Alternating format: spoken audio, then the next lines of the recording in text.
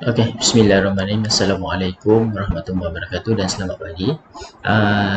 Alright, untuk makluman hari ni kita akan start kita punya chapter 2. Okay, minggu lepas kita dah habis on chapter 1. Okay, this week kita nak proceed on chapter 2 lah. Okay, tapi kalau ada apa-apa permasalahan ataupun apa-apa yang kurang faham berkenaan dengan chapter 1, boleh je tanya.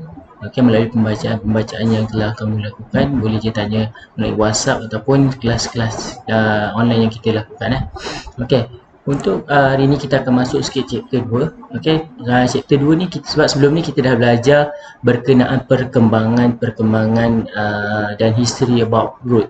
Okay, dan now kita nak belajar pavement technology. Okay, sebelum ni pun saya rasa saya dah banyak tekankan kepada semua pelajar berkenaan pavement ni. Pavement normally kita ada dua type lah. Okay, kita ada flexible dengan structure. Okay, kalau tengok kat sini, kita dah sini ada flexible pavement and rigid pavement. Okay, sorry, bukan structure, rigid pavement. Alright.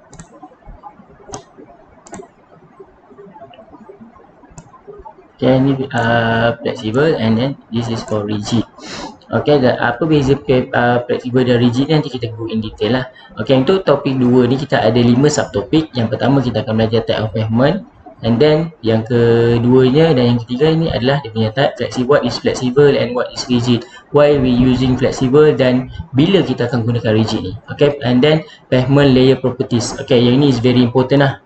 Okay, sebabnya dalam layer properties ni kita kena menggunakan material yang bersesuaian. Okay, that's why semester lepas kamu dah belajar kan construction material, kamu dah kenal dah type of material. Jadi kat sini dia nak membuktikan betapa pentingnya material properties dalam pavement layer ni, kerana pavement ni adalah salah satu structure di mana pemindahan load daripada vehicle load dia akan transfer ke kita punya tanah ataupun datum lah. And then lastly is about highway material and properties.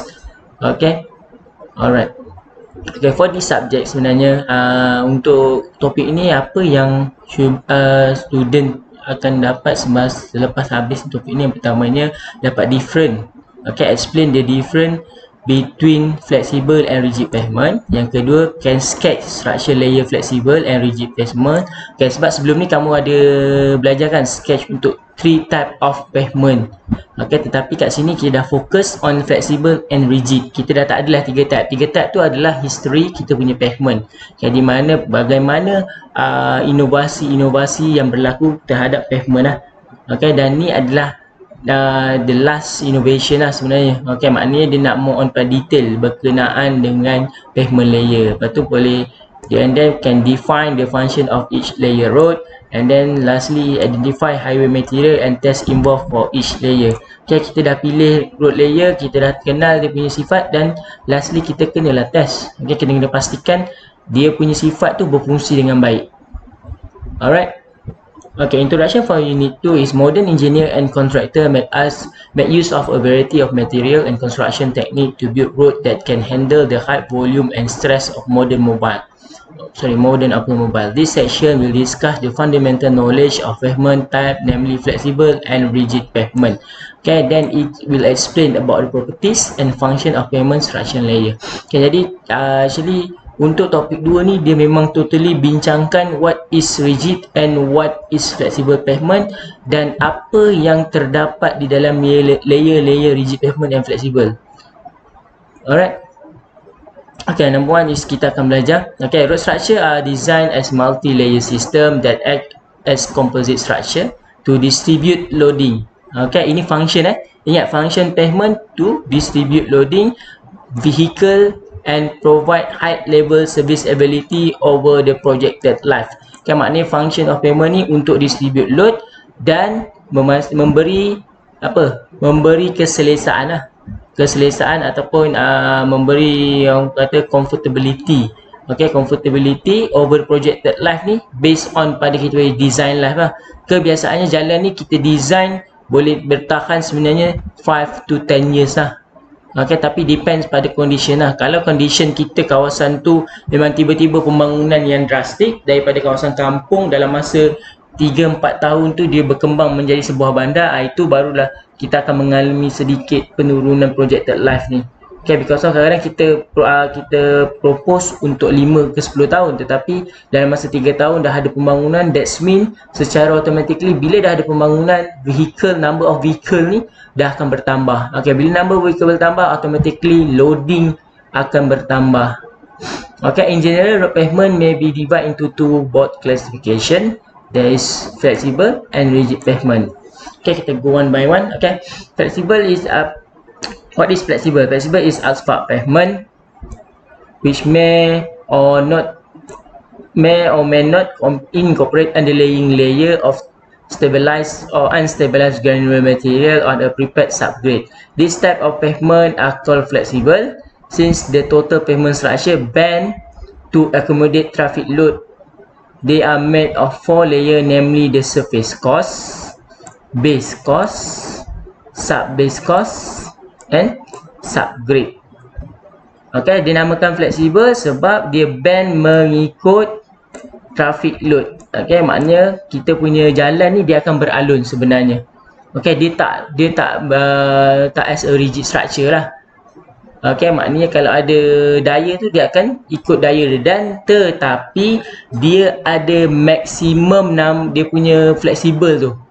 Okay, dia tak boleh bend sesuka hati. Maknanya dia ada maksimum. Bila dia overload yang dikenakan ke atas kita punya pavement, that's why lah akan wujudnya pavement problem. Salah satunya adalah pothole. Okay, kenal tak macam mana pothole? Kalau tak kenal, kita cuba tengok.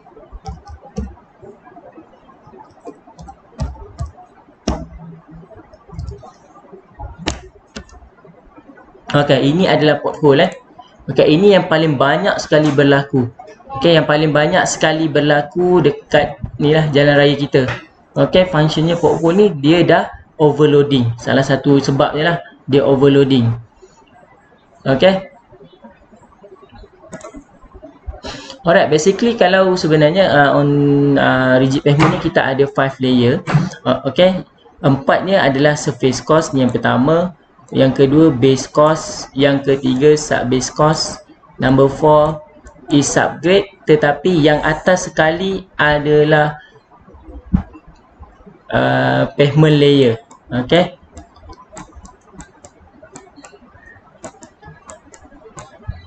hilang pula perkataan dia. Okay, pavement layer. Okay, kalau senang kita nak tengok kat sini.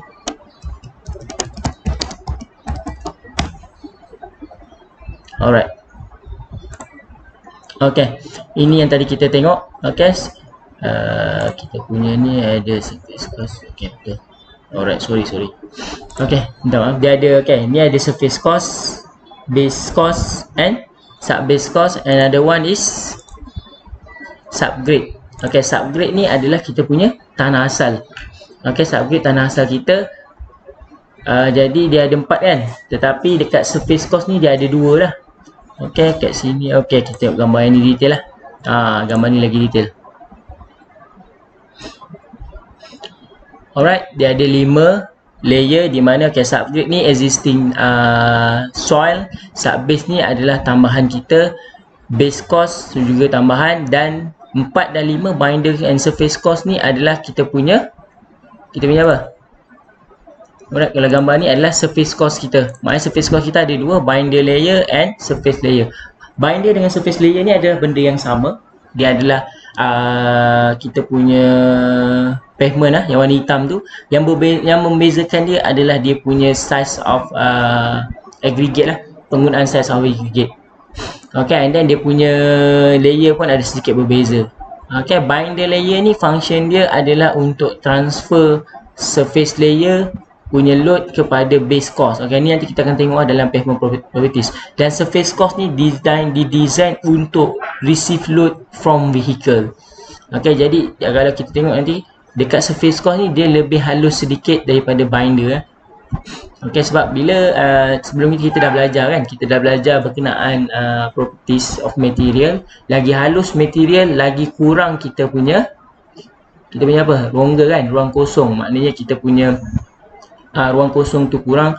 That's why dia ada kena mengena. Okay, dia ada kena mengena dengan strength. Kalau ingat yang semester lepas kita belajar, kalau dia punya sizing besar, strength dia akan menurun sedikit. Okay, sizing dia mengecil, that's mean dia punya rongga ataupun dia punya ruang udara dalam tu mengurang dan automatically dia punya strength akan meningkat.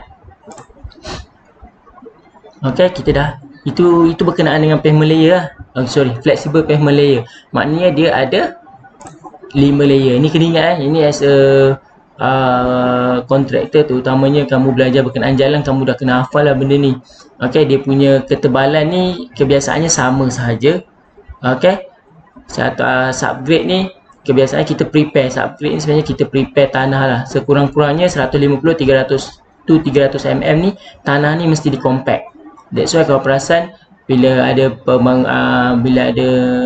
pembangunan jalan baru, mesti ada banyak mesin compactor tu memang sentiasa digunakan. Okay, dia kena compact tanah ni. Lepas tu ditambah dengan subbase. Subbase ni kebiasaannya adalah kita punya pasir lah. Okay, kita pasir kita 100 to 300 mm. Lepas tu base cost ni adalah kita punya aggregate, cost aggregate. Okay, cost aggregate pun sama 100 hingga 300 mm. Okay, cost aggregate ni kebiasaannya adalah tempat di mana kalau ada laluan pembentung, laluan apa lagi, kalau kita ada TNB pipe, wire line, semua dekat subbase lah. Dekat base cost ni. Okay, kat sini yang kebiasaannya kita benarkan apa facilities untuk lalu bawah tanah, bawah jalan, sama ada secara longitudinal ataupun secara transverse. Alright.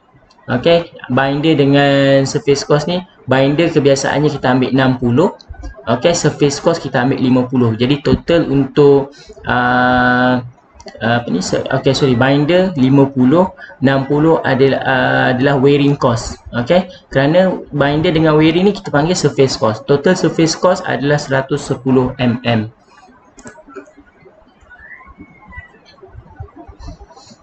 Okay, alright, seterusnya kita nak go to the second type of pavement, iaitu rigid pavement. Okay, rigid pavement dia are Portland cement concrete pavement which may or may not incorporate underlaying layer of stabilized or unstabilized granular material.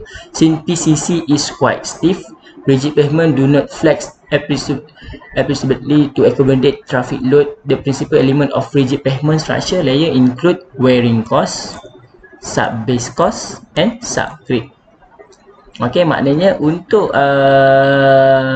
rigid pavement kita ada 3 layer sahaja, wearing cost, subbase dan subgrade.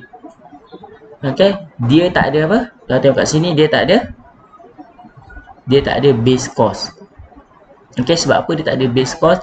Sebabnya base cost ni kita punya konkrit yang kita punya aggregate yang kasar kan.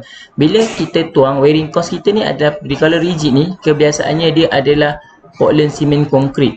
Okay, Portland cement concrete. Jadi bila kita tuang konkrit kita atas kita punya base cost ataupun aggregate yang kasar, simen tu akan, bila kita compact, simen tu akan cuba masuk dalam base cost kita. Sebab base cost kita bila aggregate kasar, automatically dia punya rongga tu akan jadi besar kan. Okay, bila rongga dia besar, jadi konkrit boleh masuk ataupun simen kita boleh masuk dalam tu. Okay, that's why dia tak ada base cost, dia terus subbase cost. Subbase cost ni dibuat daripada pasir, kalau sebelum ni saya dah terangkan. Okay, and then subgrade sama juga existing soil. Okay, jadi dia ada 3 saja layer, wearing cost, subbase cost and subgrade cost lah. Okay, yang ini kenapa dia ada tiba-tiba ada another 2 layer ni? Ini adalah okay, ni. Alright, dia ada subgrade mana? Okay, dia ada subbase and then dia ada cement material.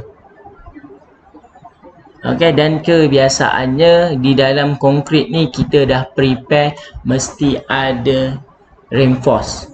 Okay, sebab konkrit saja tak cukup untuk tampung kita punya load. That's why kita kena provide reinforced konkrit sebenarnya untuk pavement ni. Okay, alright, kebiasaannya kalau siapa yang tapi nowadays penggunaan rigid ni dah berkurang lah. Kita dah go kepada fleksibel. Kebanyakan semua fleksibel, tetapi kalau yang nak tengok lagi rigid ni still lagi boleh nampak, terutamanya di plus expressway. Okay, dekat plus expressway terutamanya kawasan Perak dan nak ke utara. Okey, macam mana kita nak tahu itu adalah konkret ataupun nak tahu konkret ataupun fleksibel? Yang pertamanya color. Okey, kalau fleksibel dia color hitam. Okey, tapi kalau konkret dia color kelabu. Kita memang nampak totally macam konkret lah. And then yang keduanya adalah berkenaan bunyi tayar. Okey, kalau kita jalan atas fleksibel, kita punya bunyi tayar lebih smooth. Okey, dia tak bising. Tak dengungan bunyi tayar tu kadang-kadang tak dengar pun. Okey, tetapi kalau di atas konkret, dengungan tayar tu cukup kuat. Okay, that's why salah satu kita convert pergi kepada fleksibel yang pertamanya daripada segi inilah, dari segi keselesaan. Okay, sebab time kalau berada di highway ni, kalau lagi bunyi kuat kadang-kadang kita boleh mengganggu emosi pemandu lah. Okay, yang keduanya bila dengungan tu kuat, automatically secara teknikalnya dia punya geseran juga berlaku kuat lah. Okay, bila geseran berlaku kuat, secara tak langsung tayar akan cepat tipis. Okay, jadi dia akan membebankan kepada pengguna sebenarnya. Alright, memang kalau geseran tu kuat, automatik kita punya brake akan lebih brake akan lebih kuat dan kita punya safety factor tu tinggi. Okay, tetapi dia akan bagi impact dari segi kehausan tayar tu, dari segi economic for user tu kurang lah. Okay, fleksibel bukan dia punya grip tak ada, dia ada grip dia, tetapi grip dia setelah that's why kita dah provide fleksibel tu based on sizing kita punya aggregate tu, kita dah kaji dari segi cengkaman tayar. Maknanya cengkaman yang diberikan based on pada kelajuan yang ditetapkan mencukupi sebenarnya. Okay, that's why kita punya expressway pun maksimum kita go to 120 km per hours. Okay, because of dengan keadaan kita punya material, kita dah kaji 120 tu dia boleh brake mengejut selama, kalau jarak tu berapa meter. Okay, normally jarak tu dalam lebih kurang 10 ataupun 5 to 10 meter lah. Maknanya kalau dia brake mengejut, dia boleh berhenti dengan selamat. Okay, payment. Okay, sifat-sifat payment mestilah yang pertama dia punya karakteristik. Untuk kedua-duanya lah, structurally strong against stress imposed, of course lah. Sebab tujuan kita provide payment ni adalah untuk distribute load. Saya dah terangkan tadi awal-awal. Yang kedua, thick enough to distribute load. Okay, thick enough ni maknanya mempunyai ketebalan yang mencukupi untuk distribute load. Kalau load kita tinggi, kebiasaannya dia punya ketebalan akan tinggi lah. Kalau kita tak go tu kepada ketebalan tinggi, kita kena pastikan kita punya material tu mempunyai kekuatan-kekuatan tertentu. Okay, that's why kat sini dia letak je thick enough untuk distribute load. Okay, tetapi dekat sini juga kita boleh ketebalan ni kita boleh reduce, tapi based on pada kekuatan material lah. Okay, yang ketiganya hard wearing surface. Okay, hard wearing of course sebab dia nak receive load daripada vehicle. Smooth and good riding quality. Ini yang saya cakap tadi, dari segi bunyi and then dari segi grip. Okay, supaya dia memberikan keselesaan lah. Okay, salah satu semasa memandu ni faktor utama adalah kita punya fokus. Okay, bila kita dah go to focus, automatically dia go to pada emotion lah, emotion pemandu. Okay, emotion pemandu, that's why bila kita punya riding okay, tak ada bunyi yang bunyi dengung tu tak kuat sangat, kita boleh dengar, kita boleh berbual, kita boleh dengar radio. Okay, that's why emotion kita akan more stable lah.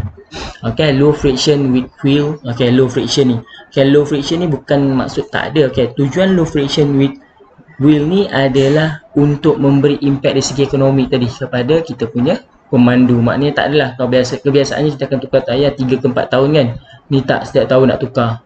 Okay, ini yang paling banyak memberi impact lah sebenarnya kepada kita punya pemandu. Okay, enough texture and roughness against skidding. Okay, nampak kat sini dia dah cakap low friction, tetapi bawah dia cover balik mestilah enough. Walaupun friction dia low, dia still enough untuk melakukan skidding. Skidding that's mean brake lah. Okay, against skidding. Geseran. Okay, not excessive level sound when travelling. Okay, ini yang saya cakap tadi. Maknanya ni tiga ni sentiasa berkaitan. Bila friction dia tinggi, automatically dia punya bunyi ni akan kuat. Dan memang skidding dia pada tahap yang paling the best lah. Okay, tapi bila kita low kan, skidding ni still enough untuk memberhentikan kita punya kereta bila kita berada pada jarak yang selamat, dan dalam masa yang sama sound ni kita dapat kurangkan. And then lastly, durability and low maintenance cost. Okay, ini yang saya cakap tadi. Alright, low maintenance cost is very important lah. Okay, durability ni, that's why kenapa durability, sebab kita nak go kepada flexible. Okay, flexible ni dia more durable lah. Okay, and low maintenance cost. Kalau low maintenance cost, kalau ikutkan nanti kita pergi pada flexible dengan pavement ni, maintenance cost ni, kalau ikutkan maintenance cost, flexible lagi low maintenance cost. Tetapi kalau daripada segi projected life, rigid lagi lama lah. Rigid kadang-kadang boleh sampai 30 tahun. Okay, tetapi maintenance cost dia tinggi because of kalau kita nak tukar rigid ni, kita kena tukar at one panel. Dia ada panel-panel dia. Nanti kita go in detail panel dia. Okay, kalau macam flexible tadi, pothole, kalau pothole berlaku, kita boleh cover. Contohnya kalau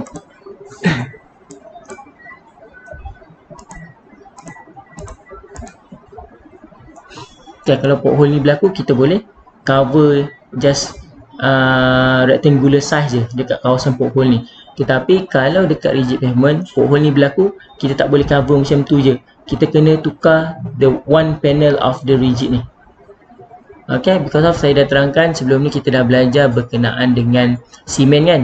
Simen kalau yang dah keras, dah matang, bila kita top up dengan simen yang baru, dia tak akan boleh lekat. Itu problem sebenarnya simen. Okay, simen ataupun konkrit lah. Alright, that's why bila kita nak tukar ni, kita tak boleh top up macam pothole dekat flexible tadi. Jadi kita kena tukar the whole structure panel tu nanti. Okay, tak apa, tu nanti kita tengok in detail. Okay, seterusnya, pavement are built for three main purpose. Okay, ini memang paling popular soalan. Okay, yang pertama, kenapa pavement ni dibina kerana tiga main purpose ni. Yang pertama, load support, yang kedua smoothness, and then yang ketiga drainage. Okay, load support ni adalah untuk transferkan load dari kita punya kenderaan kepada kita punya layer of soil tadi. Kerana kalau load support tu tak berlaku, that's why kalau kita perasan, kalau kenderaan kita lalu di atas jalan tanah merah, kita punya tayar akan terbenam.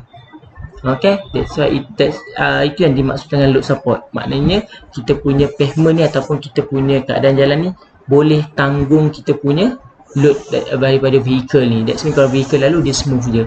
Okay, bila load support okay, automatically dia smooth lah. Smooth ni dari segi satunya keselesaan, yang keduanya macam saya cakap sebelum ni, dia punya sound. Maknanya kita punya mood nak riding tu ada. Okay, bila smooth, and then kita boleh sampai dengan selamat. Okay, because of kalau mood nak riding kita jadi teruk, that's why kita akan mudah marah bila orang potong laju daripada kita rasa macam tercabar. Itulah punca-puncanya berlakunya kemalangan. Okay, and then lastly is about drainage. Drainage ni adalah sistem peparitan.